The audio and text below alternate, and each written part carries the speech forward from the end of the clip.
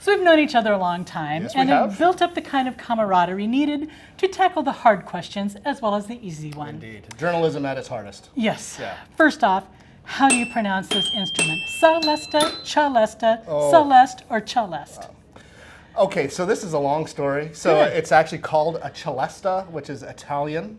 The English, who do their own thing, call it a celeste.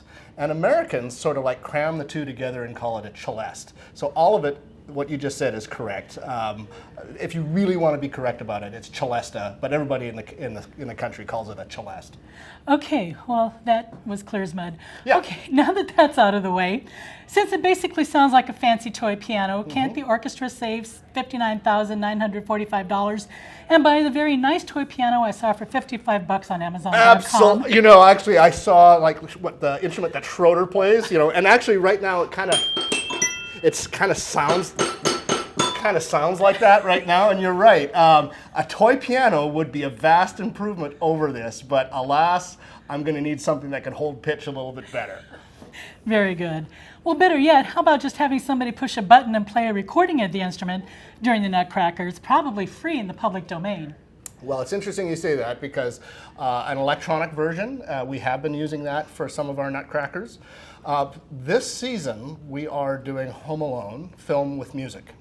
And for those of you who haven't attended one of these, we show the film as is, and the orchestra puts in the music score in real time. It's really fun.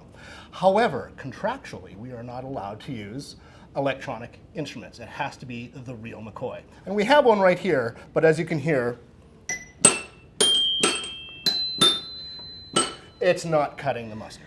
Well, you know, pianists miss a note here and there all the time, so what if you don't play every key? Well, you know, it's like a gap-toothed smile, you know? It's only charming to your mother.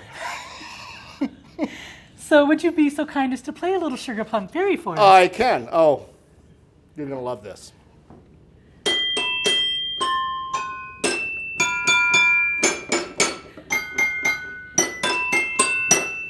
Excellent. So Oh, it yes. sounds kind of like she stubbed her toe and face planted. Absolutely. So maybe you do need a new one after all. Yeah, yep. So you've raised $40,000 so far. Surely you can scrape up another $20K. And I know your name is Tim, not Shirley. Thank you very much.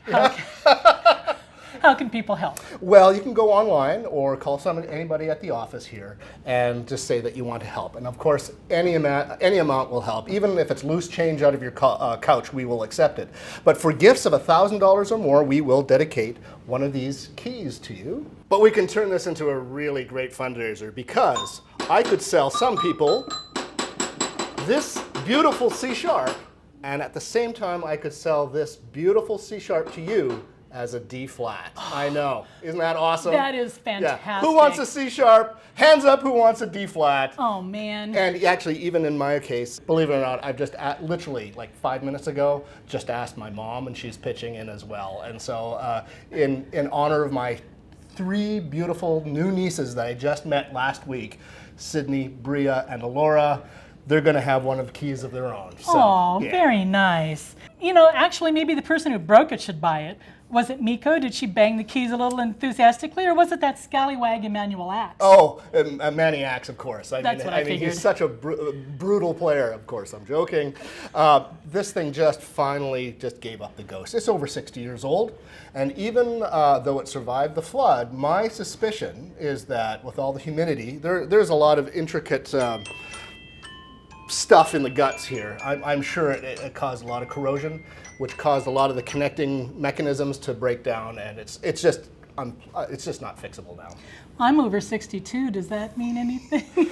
Well, you're still going, but I can tell you, this instrument ain't.